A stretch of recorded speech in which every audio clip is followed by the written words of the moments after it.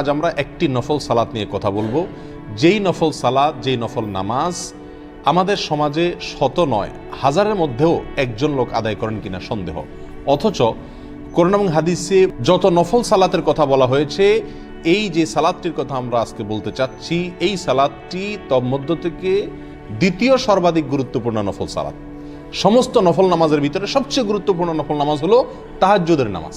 তাহাজ্জুদের পরে দ্বিতীয় সর্বোচ্চ গুরুত্বপূর্ণ নফল সালাত হলো সালাতুদ দুহা বা চারটার নামাজ। সালাতুদ দুহা বিষয়ে নবী আলাইহিস সালাম থেকে এত হাদিস বর্ণিত হয়েছে, এত গুরুত্ব বর্ণিত হয়েছে যে অন্য কোনো নফল সালাত বিষয়ে এত বেশি গুরুত্ব আরোপ করা হয়নি। অথচ এই নামাজটি আমাদের সমাজে সবচেয়ে বেশি নফল সালাতের ভিতরে সবচেয়ে বেশি অবহেলিত, সবচেয়ে বেশি মৃত, সবচেয়ে বেশি বিলুপ্ত প্রায়। সহিহ মুসলিমে আসছে, আবু যর গিফারী রাদিয়াল্লাহু তাআলা বর্ণনা করছেন যে নবী আলাইহিস সালাম বলেছেন, প্রতিদিন সকালে বান্দার শরীরে যতগুলো জোড়া আছে প্রত্যেকটা জোড়া এর পক্ষ থেকে আল্লাহর কাছে বান্দার তাসবিহ পেশ করা, সাদাকা পেশ করা উচিত। আর প্রতিবার সুবহানাল্লাহ বলা, আলহামদুলিল্লাহ বলা, লা ইলাহা ইল্লাল্লাহ বলা, আল্লাহু আকবার বলা, এগুলো হলো সাদাকা। অর্থাৎ প্রতিটি অঙ্গ প্রত্যঙ্গ থেকে, প্রতিটি জোড়ার পক্ষ থেকে আল্লাহর কাছে সাদাকা, শুকরিয়া আদায়। তো প্রতিদিন সকালে এটা বান্দার করা উচিত। আর প্রত্যেক জোড়ার পক্ষ থেকে তাসবিহ, তাহলিল, তাকবীর, তাহমিদ অর্থাৎ সুবহানাল্লাহ, আলহামদুলিল্লাহ, লা ইলাহা ইল্লাল্লাহ, আল্লাহু আকবার বলা, এটা খুব সহজ কাজ না প্রতিদিন নিয়মিত। নবী আলাইহিস সালাম সহজ করে দিয়েছেন। এজন্য যদি কোনো মানুষ সকালে 2 রাকাত সালাত আদায় করে, তাহলে তার এই প্রত্যেকটা অঙ্গ প্রত্যঙ্গের পক্ষ থেকে সাদাকা দেওয়ার কাজ হয়ে যায়। আর সেই 2 রাকাত সালাত সালাতুল দোহা বা চারটার নামাজতে প্রতিদিন সকালে সালাতুদ দোহার অংশ হিসাবে মানুষ যদি সালাত আদায় করে, তাহলে গোটা শরীরের প্রত্যেকটা অঙ্গ প্রত্যঙ্গের পক্ষ থেকে কি হয়ে যাবে? সাদাকার কাজ হয়ে যাবে ইনশাআল্লাহ। প্রিয় ভাইরা, এই সালাতুদ দোহা সম্পর্কে আবু হুরায়রা রাদিয়াল্লাহু তাআলা আনহু বলেন, আওসানি খালিলি বিসালাস, আমার বন্ধু রাসূল করিম সাল্লাল্লাহু আলাইহি ওয়াসাল্লাম আমাকে 3টি বিষয় করার জন্য, 3টি কাজ করার জন্য ওসিয়ত করেছেন। ওসিয়ত সাধারণ নির্দেশ না, ওসিয়ত মৃত্যুর আগে মানুষ যেটা সবচেয়ে গুরুত্বপূর্ণ নসিহত এবং উপদেশ দিয়ে থাকে, অবশ্য পালনীয় যে উপদেশ দিয়ে থাকে, সেটা হলো ওসিয়ত। তো সাহাবী আবু হুরায়রা বলেন, আমাকে নবী করিম সাল্লাল্লাহু আলাইহি সাল্লাম 3টি কাজের ওসিয়ত করেছেন। এই 3টি কাজের ভিতরে একটি হলো সালাতুদ দুহা যেন আমি আদায় করি। তিনি বলেছেন হাদিসের শেষে, লা আদাহুন্না হাত্তা আমুত, আমি মৃত্যু পর্যন্ত তার ওসিয়তগুলো ফলো করে যাব, একটাও ছাড়বো না। অর্থাৎ এই সালাতুদ দুহা মৃত্যু পর্যন্ত কখনো ছাড়বো না। প্রিয় বন্ধু, সাহাবী প্রতিজ্ঞা করছেন নবী সাল্লাল্লাহু আলাইহি সাল্লামের ওসিয়তের উপরে চলবেন, মৃত্যু পর্যন্ত কখনো ছাড়বেন না।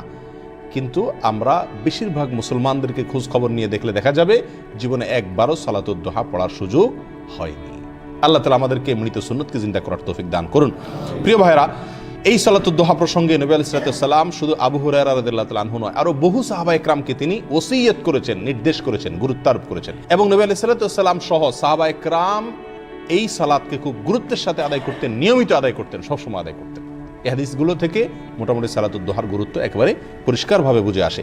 আবু হুরায়রা রাদিয়াল্লাহু তাআলা আনহু থেকে বর্ণিত আরেকটি হাদিস আসছে, যে হাদিসটি ইবনে খুজাইমাতে বর্ণিত হয়েছে। নবী আলাইহিস সালাম বলেছেন, লা ইউহাফিজু আলা সালাতিদ দুহা ইল্লা আওয়াব, সালাতুদ দুহা এটাকে নিয়মিত আদায় করে যে, সে হলেন আল্লাহর আওয়াব বান্দা।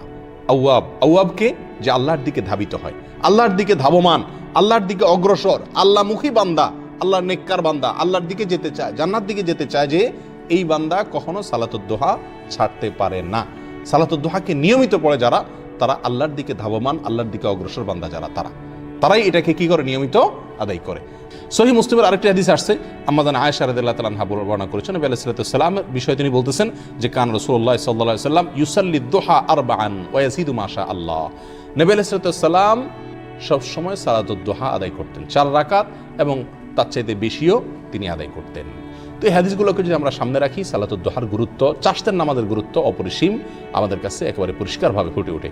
আমাদের সমাজে বহু আমল প্রচলিত আছে, বহু সালাত প্রচলিত আছে, যে সালাতগুলো কোরআন এবং হাদিস দ্বারা সাব্যস্ত না, প্রমাণিত না। এরকম বহু সালাত আমরা খুব গুরুত্বের সাথে পড়ি। যেমন সব রাতে আমরা রাতভর জেগে নামাজ পড়ি, এবং বিশেষ সংখ্যায় পড়ি, 2 রাকাত 2 রাকাত করে, 100 রাকাত, 10 রাকাত, 20 রাকাত, কত রকম কথা প্রচলিত আছে। অথচ এগুলোর কোনো ভিত্তি কোরআন হাদিস থেকে পাওয়া যায় না। শবে মেরাজ আদায় করে, এরকম আরো বহু নামাজের অস্তিত্ব আমাদের সমাজে আছে, যেগুলোর কোনো অস্তিত্ব কোরআন এবং হাদিসে নাই। কিন্তু এই সালাতুদ দুহার মতো গুরুত্বপূর্ণ সালাত, যেটা সম্পর্কে এমন কোন হাদিসের কিতাব নাই যেখানে পাওয়া যাচ্ছে না, এবং নবী আলাইহিস সালাম নিজে জীবনে ছাড়ছেন না, সাহাবা ইকরামকে গুরুত্ব আরোপ করছেন, ওসিয়ত করছেন এবং বারবার বলছেন, বিভিন্ন সাহাবিকের বলছেন, সেটির অস্তিত্ব আমাদের সমাজে খুঁজে পাওয়া যায় না। কিন্তু যে সমস্ত সালাতের কোনো অস্তিত্ব কোরআন হাদিসে নাই, সেগুলো মাশাআল্লাহ সমাজে দেখা যায় অনেক মানুষ করে থাকেন। আল্লাহ তাআলা আমাদেরকে বুঝার তৌফিক দান করুন। এই চাশতের নামাজ আমরা কিভাবে পড়বো, কোন সময় পড়বো?